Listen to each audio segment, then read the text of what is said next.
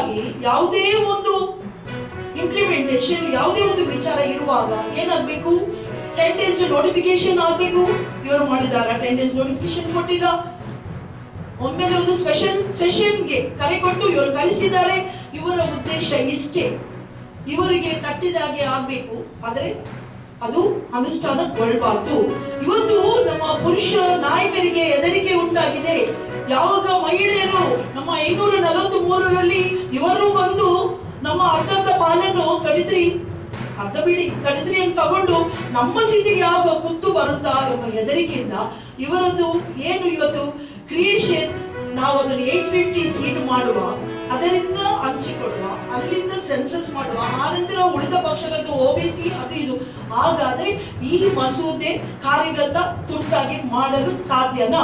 ಈ ಎರಡು ಅಂಶಗಳನ್ನು ಮಹಿಳಾ ಮೀಸಲಾತಿಗೆ ಜೋಡಿಸಿದರೆ ಇಂಪ್ಲಿಮೆಂಟೇಷನ್ ಸಾಧ್ಯನಾ ಅಂತ ನಾನು ನಿಮ್ಮಲ್ಲಿ ಕೇಳಿಕೆ ಬಯಸ್ತೇನೆ. ಇವತ್ತು ನೀವು ಬಿಜೆಪಿಯ ಮಹಿಳೆಯರು ಗೊಂಬೆ ಆಗ್ತಿದ್ದ ಇದ್ದೀರಿ.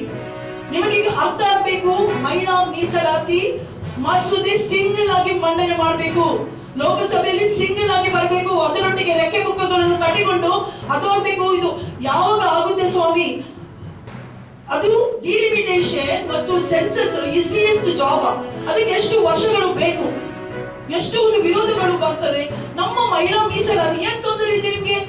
ನೀವು 450 ಮೆಜಾರಿಟಿ, ಯಾವಾಗ ಕಾಂಗ್ರೆಸ್ ಸಪೋರ್ಟ್ ಕೊಟ್ಟಿದೆ, ಎಲ್ಲ ಪಕ್ಷಗಳು 450 ಮೆಜಾರಿಟಿ ಇಟ್ಟು 23ರಲ್ಲಿ ನೀವು ಈ ಮಸೂದೆಯನ್ನು ಪಾಸ್ ಮಾಡಿದ್ದೀರಾ. ನಿಮಗೆ ಜಾರಿ ಮಾಡಲಿಕ್ಕೆ ಏನ್ ತೊಂದರೆ ಆಗಿತ್ತು? ಯಾಕೆ ನೀವು ದೊಡ್ಡ ಮನಸ್ಸು ಮಾಡಿಲ್ಲ ಅಂತ ಕೇಳಿಕೆ ಇಚ್ಛಿಸ್ತೇನೆ. ಕಾಂಗ್ರೆಸ್ ಎಂದಿಗೂ ವಿರೋಧ ಮಹಿಳೆಯರಿಗೆ. ಇವತ್ತು ನಮ್ಮ ಜಿಲ್ಲೆಯಲ್ಲಿ ಈ ಸ್ಥಾನದಲ್ಲಿ ಈ ಬೋರ್ಡ್ ಚೇರ್ಮನ್ ಗಳು ನಾವು 5-6 ಮಂದಿ ಮಹಿಳೆಯರಾಗಿದ್ದೇವೆ. ಇದೆಲ್ಲ ಅವಕಾಶವನ್ನು ನಮಗೆ ಕಾಂಗ್ರೆಸ್ ಸರ್ಕಾರ ಕೊಟ್ಟಿದ್ದು. ನೋಡುವ ಈ ಜಿಲ್ಲೆಯ ಎಷ್ಟು ಮಂದಿ ಬಿಜೆಪಿಯ ಮಹಿಳೆಯರಿಗೆ ಇಂಥ ಒಂದು ಪ್ರಾತಿನಿಧ್ಯ ಯಾರು ಕೊಟ್ಟಿದ್ದಾರೆ ಅಂತ ಹೇಳಿ ನಾನು ಅವ್ರ ಕೇಳಿಕೆ ಬಯಸ್ತೇನೆ. ಎಷ್ಟು ಮಂದಿ ಇದ್ದಾರೆ? ಇವತ್ತು ನಮ್ಮ ಸಿದ್ದರಾಮಯ್ಯ ಸರ್ಕಾರ ಏನು ಮಾಡಿದೆ? ಒಂದು ಕೈಯಲ್ಲಿ ಹಣ, ಗೌರವ, ಸ್ವಾತಂತ್ರ್ಯ ಮಹಿಳೆಯರಿಗೆ ಕೊಟ್ಟಿದೆ, ಇನ್ನೊಂದು ಕೈಯಲ್ಲಿ BJP promises, only promises, no implementation. ಏನ್ ಮಾಡಿದ್ದಾರೆ? ಬರೀ ನಮ್ಮ ಟೈಮಲ್ಲಿ ನಾವು ಮಾಡ್ತಾ ಇದ್ದೇವೆ. ಇವತ್ತು ಬೊಬ್ಬೆ ಹಾಕುವ ಎಲ್ಲ ಬಿಜೆಪಿಯ ಮಹಿಳೆಯರಿಗೆ ಯಾರು ವಿರೋಧ ಮಾಡ್ತಾರ ಅವರಿಗೆ ನಾನು ಕೇಳಲು ಬಯಸುತ್ತೇನೆ. ನೀವು ಹೇಳಿ ನಿಮ್ಮ ನಾಯಕರುಗಳಿಗೆ, ನೀವು ಹೇಳಿ ನಿಮ್ಮ ಪ್ರಧಾನಮಂತ್ರಿ ಅವರಿಗೆ, ಸಿಂಗಲ್ ಬಿಲ್ ಇವತ್ತೇ ನೀವು ತನ್ನಿ. ಯಾರು ಅಪೋಸ್ ಮಾಡ್ತಾರ ಆವಾಗ ನೀವು ಟೀಕಿಸಿ. ಕಾಂಗ್ರೆಸ್ ಎಂದಿಗೂ ಹೇಳಿಲ್ಲ ಮಹಿಳಾ ಮಸೂದೆಗೆ, ಯಾವಾಗಲೂ ವಿರೋಧ ಮಾಡಿಲ್ಲ. ಮೊನ್ನೆ ನೀವು ಸೆಷನ್ ನೋಡಿದ್ರಿ, ವಿರೋಧನೆ ಮಾಡಿಲ್ಲ. ದಯವಿಟ್ಟು ಡಿಲಿಮಿಟೇಷನ್ ಅಂಡ್ ಸೆನ್ಸಸ್ ನಿಂದ ಮಹಿಳಾ ಮೀಸಲಾತಿಯನ್ನು ತಾವು ಹೊರಗಿಡಿ. ಆನಂತರ ನೀವು ಆ ಬಿಲ್ ಅನ್ನು ಪಾಸ್ ಮಾಡಿ. ನಮ್ಮ ಯಾವುದೇ ವಿರೋಧ ಇಲ್ಲ ಅಂತ ಹೇಳಿದ ಮೇಲೂ ಇವರ ಒಂದು ನಾಟಕ ನೀವು ಗಮನಿಸಬೇಕು. ವಿದಿನ್ 15 minutes ಆಫ್ ಟೈಮ್, ಯಾವಾಗ ಅದು ಬಿಲ್ ಮೆಜಾರಿಟಿ ಇಲ್ಲದೆ ಬಿದ್ದ 298 votes ಅಲ್ಲಿ 15 minutes ಶಾರ್ಟ್ ಪೀರಿಯಡ್ ಅಲ್ಲಿ ಪೋಸ್ಟರ್ಸ್ ಬಂದು. ಎಲ್ಲಿಂದ ಬಂತು ಸ್ವಾಮಿ? ಪೋಸ್ಟರ್ಸ್ ಬಂದು. ಅಂದ್ರೆ ವೆಲ್ ಪ್ರಿಪೇರ್ಡ್. ಅವರಿಗೆ ಗೊತ್ತಿತ್ತು ಈ ಬಿಲ್ ಪಾಸ್ ಆಗಲ್ಲ, ಏನು ಮಾಡ್ಲಿಕ್ಕೆ ಆಗೋದಿಲ್ಲ. ನಾವು ಮಹಿಳೆಯರ ಒಂದು ಸಿಂಪತಿಗಳು ಈಗ ಚುನಾವಣೆ ಹೇಗೂ ನಡೀತಾ ಇದೆ, ಅವರಿಂದ ಏನು ಅಡ್ವಾಂಟೇಜ್ ತಗೊಳ್ಳುವ ಭಾವನೆಯಲ್ಲಿ ಇವತ್ತು ಬಿದ್ದಿದ್ದೀರಾ. ಇದಕ್ಕೆ ನಾವು ಖಂಡಿಸ್ತಾ ಇದ್ದೇವೆ. ಖಂಡಿತವಾಗಿಯೂ ಮುಂದಿನ ದಿನಗಳಲ್ಲಿ ಈ ಬಿಲ್ ಮಂಡನೆ ಆಗಲೇಬೇಕು. ನಮ್ಮ ಕೈಯಲ್ಲಿ ಕೀ ಇದೆ, ಉಪಯೋಗಿಸುವ ನಮಗೆ ಡೋರ್ ಸಿಕ್ಕಿಲ್ಲ. ಆ ಡೋರ್ನ ವ್ಯವಸ್ಥೆಯನ್ನು ನಮ್ಮ ಮಾನ್ಯ ಪ್ರಧಾನಮಂತ್ರಿ ಅವರು ಮಾಡಬೇಕು.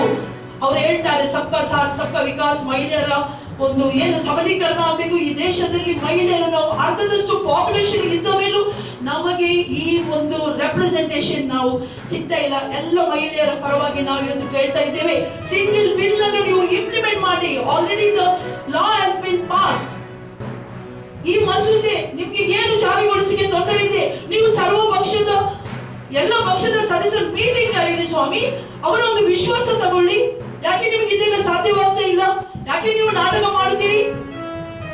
ಇವತ್ತು ನೀವು ಇಷ್ಟೆಲ್ಲ ಬೊಬ್ಬೆ ಹಾಕುವಾಗ ಜನರು ಆ ಮಠದಿಂದ ಉಚ್ಚಾಟನೆ ಆಗಿರ್ತಕ್ಕಂಥ ಪೀಠಾಧಿಪತಿಗಳಾದಂತಹ ಮಠದ ಪೀಠಾಧಿಪತಿಗಳಾದಂತಹ ವಚನಾನಂದ ಶ್ರೀಗಳು ಏಕೈಕಿ ಬಂದು ನಮ್ಮ ಪೊಲೀಸ್ ಇಲಾಖೆಯ ನಮ್ಮ ಹರಿಹರ ವೃತ್ತ ನಿರೀಕ್ಷಕರಾಗಿರ್ತಕ್ಕಂಥ ಸುರೇಶ್ ಸಗಣಿ ಸರ್ ಮೇಲೆ ಏಕೈಕಿ ಒಂದು ಹಲ್ಲೆ ಮಾಡ್ತಾರೆ.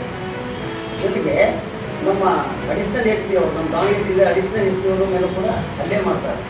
ಇಂತಹ ವ್ಯಕ್ತಿಗೆ, ಇಂಥ ಸಮಾಜ ಸುಧಾರಿಸುವಂಥ ವ್ಯಕ್ತಿ, ಒಂದು ಸಮಾಜದ ಹಿತದೃಷ್ಟಿ ಕಾಯುವಂತಹ ಸ್ಥಾನದಲ್ಲಿರ್ತಕ್ಕಂಥ ನಮ್ಮ ವೀರಶೈವ ಪಂಚಮಶಾಲಿ ಗುರುಪೀಠದ ಪೀಠಾಧಿಪತಿಗಳಾಗಿರ್ತಕ್ಕಂಥ ವಚನಾನಂದ ಶ್ರೀಗಳು ಕರ್ತವ್ಯ ನಿರತ ಪೊಲೀಸ್ ಅಧಿಕಾರಿ ಮೇಲೆ ಹಲ್ಲೆ ಮಾಡಿರುವ ಕುರಿತು ದಯವಿಟ್ಟು ಈ ಇಲಾಖೆಯ ಹೈಯರ್ ಆಫೀಸರ್ಸ್ಗೆ ನಿನ್ನೆ ದಿನ ಹೋಗಿ ನಾನು ನಮ್ಮ ಮಾನ್ಯ ಜಿಲ್ಲಾ ವರಿಷ್ಠಾಧಿಕಾರಿಗಳಿಗೆ ಈಗಾಗಲೇ ಈ ವಿಷಯ ಕುರಿತು ನಾನು ಕಂಪ್ಲೇಂಟ್ ಮಾಡಿ ಬಂದಿದ್ದೀನಿ.